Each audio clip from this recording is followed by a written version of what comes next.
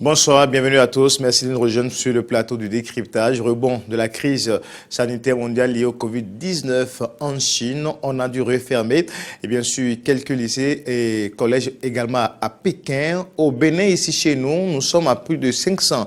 Quand on parle de 572 à la date du 17 juin 2020. Et puis 11 ou 12 décès chez nous au Bénin. Serait-ce lié simplement à un non-respect des gestes barrières dans ces pays ou comment peut-on expliquer ce rebond et surtout la complexité de ce virus qui, jusqu'à présent, semble échapper un tout petit peu à la communauté scientifique internationale, mondiale. En tout cas, cette communauté n'a toujours pas trouvé de solution efficace contre le Covid-19. Comment comprendre tout ce qui se passe avec le professeur Edmond Soussoupé sur ce plateau de décryptage? Nous allons essayer de revenir un peu sur la complexité qui entoure le coronavirus et surtout pourquoi, qu'est-ce qui se fait au sein de la communauté scientifique mondiale. Professeur Soussoupé, merci de nous rejoindre sur ce plateau du décryptage. Vous aurez bien sûr à nous expliquer un tout petit peu, oui, voilà.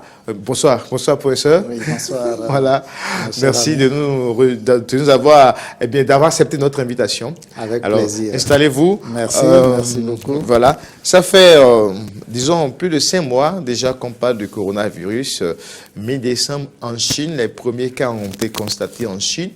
Et ensuite, presque dans tous les pays, il y a la présence des cas de contamination au niveau du Covid-19. Au Bénin, également après, bien sûr, la signalation du premier cas vers mars, nous en sommes à plus de 500 aujourd'hui au Bénin. Ces derniers jours, il y a eu des rebonds dans plusieurs pays. Professeur Edmond Soussoupé, comment expliquer la complexité, surtout les rebonds constatés au niveau des pays? Oui, merci beaucoup, monsieur le journaliste. La situation du coronavirus au niveau mondial est devenue très préoccupante. Surtout la vitesse de propagation du virus et de plus en plus les cibles que ces virus attaquent. Au départ, on avait pensé que c'est les personnes âgées, celles qui sont vulnérables. On a pensé que c'est les personnes ayant des antécédents sanitaires. Mais le virus est tombé dans les catégories des plus jeunes et c'est ça qui est le plus préoccupant aujourd'hui. La vitesse de propagation du virus n'est pas explicable parce que ce virus-là soit présent sur tous les continents, c'est le principal énigme. Oui, c'est le principal énigme. Parce que si le virus, tel qu'on avait commencé à dire, que le virus est hébergé par des animaux, donc notamment le pangolin, nous n'avons pas le pangolin sur tous les continents. Ça, c'est sûr. Le pangolin est un animal des formations végétales tropicales. Ensuite, ce virus-là est apparu en Chine et le lien était effectivement fait avec le pangolin parce que lorsqu'on a essayé de séquencer le matériel génétique du coronavirus humain, celui qui est présent chez l'homme, et qu'on a comparé avec la séquence génétique du virus qui est hébergé par le pangolin, il y a une ressemblance à plus de 98%. Donc, dès le départ, on est parti de l'hypothèse que ce virus-là est passé du pangolin à l'homme. Surtout que la zone où le virus a fait son apparition est une zone où la consommation du pangolin est massive. Mais que ce virus-là aujourd'hui se retrouve dans les pays très froids et qu'on le constate aussi dans les pays très chauds, certains scientifiques ont commencé par s'interroger pour dire pour se demander Oui. si ce virus est effectivement un virus naturel. Parce que s'il était naturel, comme le virus de l'Ebola, ça n'interviendrait que dans des zones bien circonscrites. Donc, des zones bien circonscrites, je le Oui, dis, des que zones ça aura des habitats très bien, des zones à caractéristiques géographiques, à caractéristiques écologiques bien précises. Mais que cela soit présent partout, c'est l'énigme. Mais est-ce que cela renforce les théories ou les hypothèses qui parlent de manipulation Oui, génétique? ça a fait penser évidemment à une manipulation génétique, à une fabrication. Ce virus-là, beaucoup de chercheurs pensent que c'est un virus artificiel. Et on est parti d'un modèle naturel et on a manipulé ce modèle naturel. On aurait manipulé ce modèle naturel pour faire acquérir à ce modèle naturel le caractère réfractaire aux conditions climatiques. Parce que si le virus est actif dans le froid, il est actif dans le chaud, il est actif dans le milieu sec et tout, ça veut dire que ça renforce ceux qui sont dans l'hypothèse qu'on aurait affaire à un virus artificiel. Et les premières explications aussi là-dessus ont fait croire que, bon, le laboratoire de Wuhan n'aurait pas été totalement bien construit et qu'on a pensé à une fuite de virus du fait que les conditions de sécurité ne seraient pas totalement établies. Parce que ce laboratoire est construit est dimensionné par les Français. Sa construction avait commencé, mais à un moment donné, les Chinois n'auraient plus coopéré avec les Français jusqu'au bout. Et les Français doutent alors des normes de sécurité de ce laboratoire. Mais aujourd'hui, on n'en est plus là. Ce qui est réalité, c'est que le virus est là et il évolue. Est-ce qu'aujourd'hui, la vérité aussi, le fait qu'il n'y a pas de données assez essentielles et précises sur l'origine même du virus, la vérité sur ce qui s'est réellement passé en Chine, est-ce que ce ne sont pas des éléments qui empêchent les travaux, la recherche de solutions? Oui, voilà. Je pense qu'en partie, le blackout actuel sur l'origine du virus ne facilite pas la recherche. Parce qu'il faut connaître l'origine du virus, aller comprendre comment le virus est actif à son origine et comprendre aussi la biologie de l'animal qui héberge ce virus-là, s'il est d'origine animale. Et en ce moment, on peut mettre en place des protocoles pour comprendre davantage et essayer d'élaborer des pistes de recherche pour des solutions de lutte contre le virus. Pourquoi autant de flou autour de l'origine alors? Ben là, je ne peux pas. Il y a eu quelques réactions allemandes entre-temps. Bien sûr, les gens continuent de s'interroger sur l'origine de ce virus-là. Les Chinois n'ont pas communiqué assez dessus. Tout ce que les Chinois font aujourd'hui, c'est qu'ils contestent que ce virus-là soit d'origine artificielle. Donc, ils continuent de dire que c'est un virus hébergé par les animaux. Et justement, la Chine qui a interdit l'utilisation, la consommation du pangolin, nous allons y revenir sur d'autres émissions. Mais professeur Edmond Sossoukwe, vous avez dit tantôt que la vitesse de propagation est pratiquement inexplicable. Oui. Mais voilà qu'on a demandé, il y a des gestes barrières qu'il faut respecter. Les gens continuent d'observer dans plusieurs pays, mais on constate toujours que le mal ne fait que progresser. Est-ce qu'on a véritablement, la science a véritablement maîtrisé? Est-ce que les gestes barrières je ne veux pas douter de l'efficacité. Nous sommes sur un plateau où il faut conseiller, il faut sensibiliser, il faut que les gens... Alors, mais ça fait carrément tout un flou. Et aujourd'hui, la communauté scientifique mondiale également, il y a des recherches, chaque pays essaie de faire ses recherches, il n'y a pas une synergie en tant que telle, je ne sais pas. Mais pourquoi ça tarde à trouver un remède digne? Même si au Madagascar, on a trouvé quelque chose qui est un peu contesté par l'OMS et beaucoup d'autres, dans beaucoup d'autres sommités de gestion de la santé au plan mondial.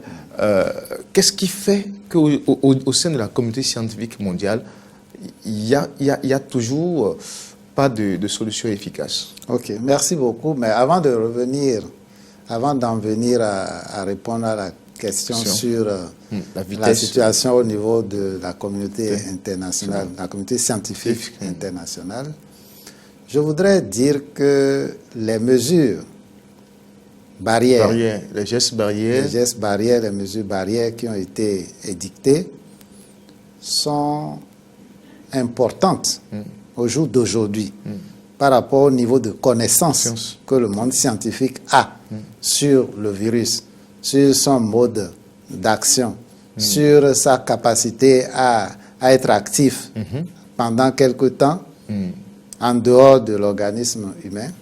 Ces gestes barrières sont ce que nous devons le plus encourager. Parce que si on ne le faisait pas, la propagation aurait été beaucoup plus rapide. C'est vrai qu'il y a encore à connaître sur le virus, et c'est pour ça que la communauté scientifique mondiale travaille. Aujourd'hui, ce que vous voyez, c'est que, bon, vous avez l'impression que tout le monde est inactif. Pas du tout. Les groupes de recherche qui ont souvent l'habitude de travailler sur des thématiques pareilles, les virologues et autres, sont en train de travailler très activement. Ces groupes-là... l'exemple des chercheurs béninois, puisque vous êtes un chercheur béninois ici sur ce oui, plateau. au niveau, qu'est-ce qui est fait? Au niveau de notre pays, la recherche se fait beaucoup plus en matière de prévention. Nous, on n'a pas les moyens, on n'a pas l'environnement qu'il faut pour aller fouiller par rapport au virus, par rapport à son mode d'action. On est limité dans les moyens. On est limité dans les moyens. Les compétences existent. C'est vrai qu'il y a des virologues. Bien sûr, il y a des chercheurs béninois qui sont virologues. L'environnement du pays ne leur offre pas le plateau qu'il faut pour monter des protocoles et aller à la recherche. Cependant, ce qui est fait actuellement, c'est les mesures de prévention. Les mesures de prévention. Comment est-ce qu'il faut faire pour appuyer les mesures barrières? Quels sont les extraits à queue d'origine végétale qui peuvent être actifs qui peuvent renforcer l'organisme? Parce que sur les organismes relativement faibles, le virus agit plus vite. Donc, si l'organisme est renforcé, il est moins vulnérable au virus. Donc, le travail qui se fait par les biochimistes, par les chimistes béninois aujourd'hui, va dans ce sens-là. Maintenant, au niveau international, les groupes de recherche sont très actifs. La recherche est ceci que tant qu'elle n'a pas encore trouvé ce qu'elle cherche, le monde ne comprend pas et ne sait pas que quelque chose est fait. Mais comme c'est un cas préoccupant, tout le monde travaille. 5 ou 6 mois. Je dis que les groupes de avec recherche... tous les moyens que nous avons au plan international, la technologie bien sûr, très avancée. Bien sûr. Tous les groupes de chercheurs sont actifs dans les grands pays. Et ils se défient presque. Ils veulent aller les premiers à montrer qu'ils ont trouvé la solution. Mais l'Afrique, la question de la recherche, oui, la question de la recherche n'est pas aussi simple. Vous voyez, depuis quand le virus du sida sévit, est-ce qu'au jour d'aujourd'hui, on a trouvé un vaccin pour ça? Non. Ce qu'on a pu trouver, c'est les molécules trithérapiques qui permettent de limiter de maintenir la charge virale à un certain niveau. C'est tout. Pour arriver à trouver le vaccin contre l'Ebola, mais ça s'est passé en plusieurs années. Donc, nous ne sommes pas encore, on ne peut pas dire que la communauté scientifique ne travaille pas. Tant qu'elle n'a pas trouvé des résultats concrets, fiables, elle ne peut pas se mettre sur les médias pour annoncer quoi que ce soit. Mais que fait l'Afrique dans tout ça, les chercheurs africains? Parce qu'on sait qu'au Bénin, vous avez dit, c'est plus la prévention. Oui. Donc, on en déduit qu'en Afrique, ben non, on attend la solution. Non, pas du tout. Il y a des pays africains qui ont un niveau d'équipement plus avancé. L'Afrique du Sud, par exemple. Même le Nigeria tout près. Le Maroc aussi. Le Maroc, le Ghana un peu. Et tous ceux-là ne sont pas restés les bras croisés. Il faut d'abord comprendre la nature du virus. Jusqu'à maintenant, tout n'est pas clair, tout n'est pas clarifié sur la nature du virus. Il faut comprendre le mode d'action du virus. Comment le virus entre dans l'organisme.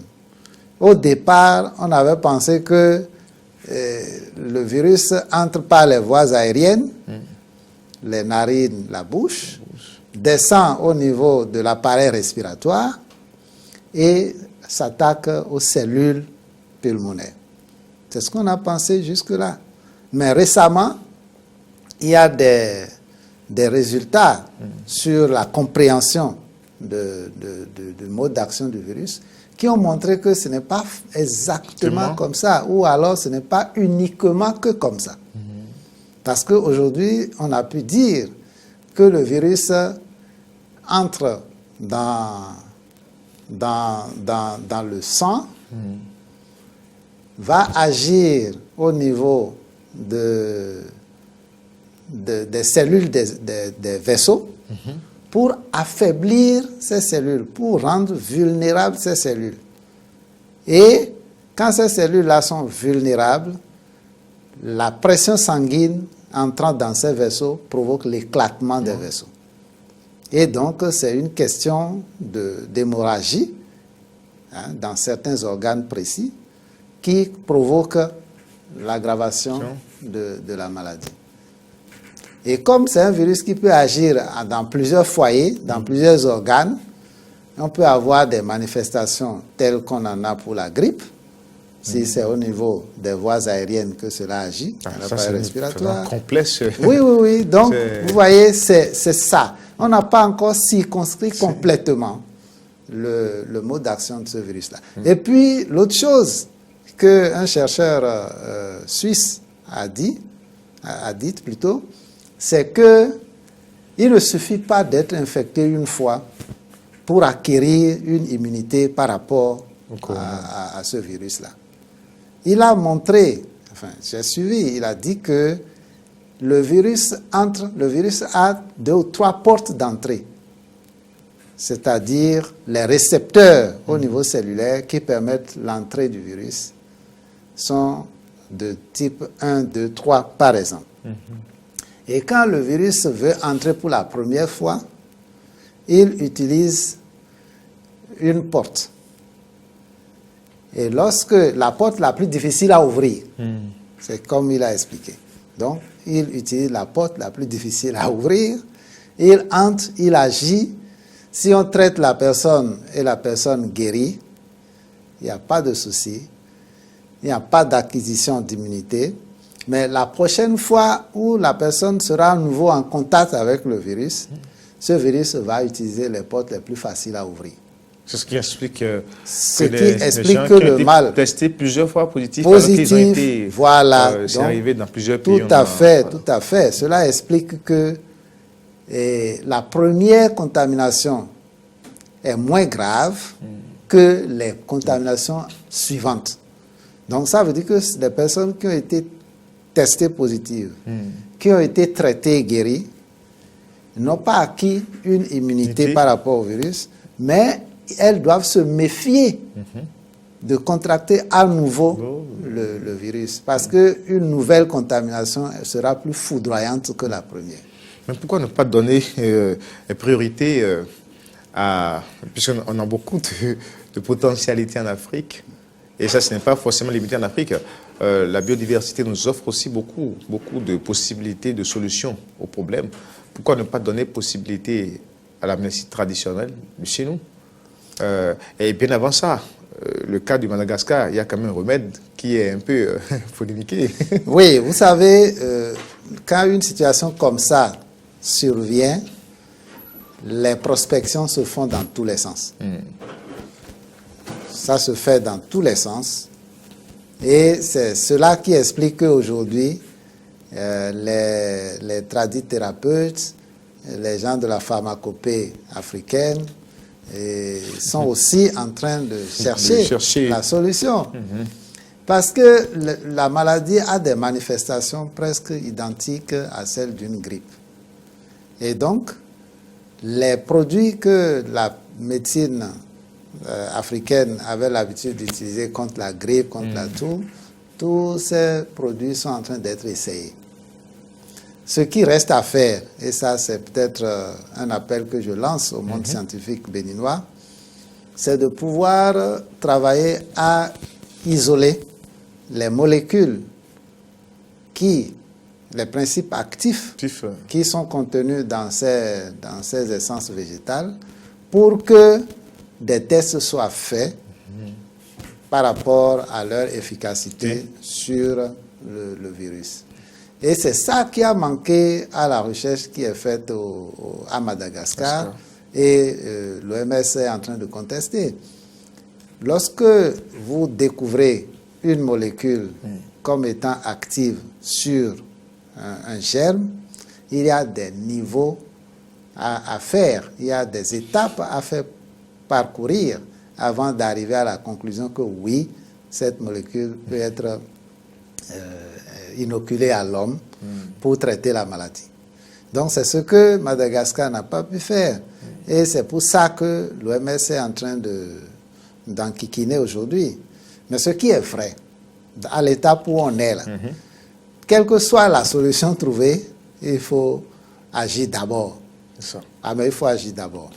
Il faut agir d'abord parce que si on attend de faire toutes les étapes, ça prendra du temps. Ça prendra beaucoup de temps. Et pendant ce temps, le virus progresse. Et tue. Parce qu'il y a des essences végétales chez nous qui soignent beaucoup de maladies.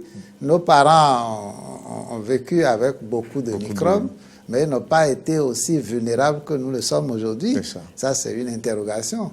Et puis, ce virus attaque tout le monde. Oui. Ce n'est pas question de risque, de non, pauvres. Non, bien sûr que ça... pays riches. Il y a plusieurs personnes qui ont été...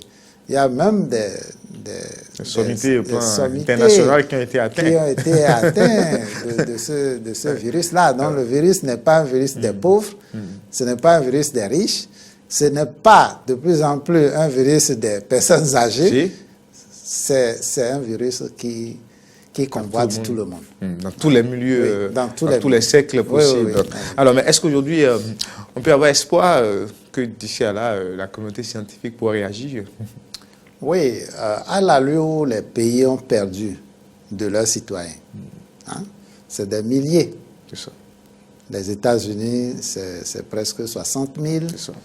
La Grande-Bretagne, c'est plus de 40 000, ainsi de suite, ainsi de suite. Ces pays ne vont pas rester les bras croisés. Leurs scientifiques sont à pied d'œuvre.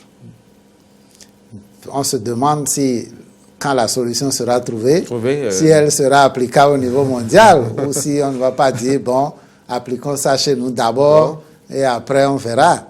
Bon, le souhait est que, à la vitesse où le mal se propage, si une solution est trouvée comme étant efficace, quelle que soit la position sur le globe, il faut que cette solution soit partagée avec l'ensemble le reste du monde. Parce que cette propagation du coronavirus a montré que nous sommes dans la mondialisation. C'est bien cela. Parce que c'est parti de la Chine. La Chine, c'est un pays qui héberge presque tous des ressortissants de presque tous les coins du monde. Donc, si un mal apparaît en Chine, Plusieurs nationalités sont contaminées. Quand elles diront chez eux, ils vont propager. C'est ça qui a expliqué la vitesse. Au Bénin, ici, le mal n'est pas apparu en communauté, en premier lieu. C'est ça. Non, c'est apparu chez les gens qui sont revenus de quelque part. Et ce qu'on redoutait, c'est de faire en sorte que ça ne descende pas dans les communautés. Mais actuellement, nous y sommes. Merci, professeur. Rapidement, un mot en guise de conseil de sensibilisation pour les gestes barrières.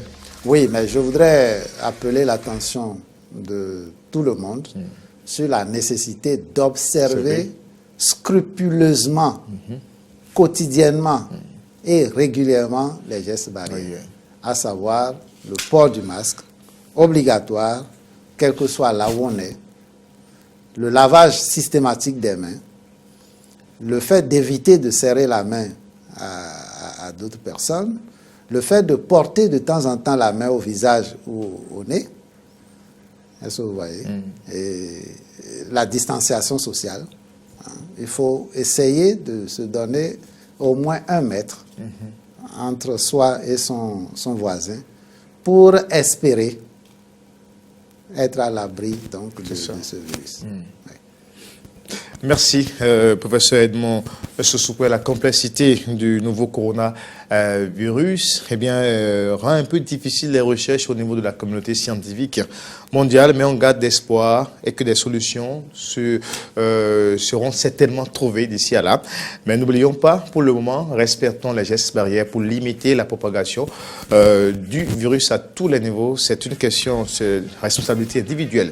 Le professeur Edmond Sossou, scientifique et enseignant-chercheur à l'Université d'Abo-Benkalavi, a relevé ces différents points sur ce rendez-vous du décryptage. Merci à tous, au revoir et à très très bientôt.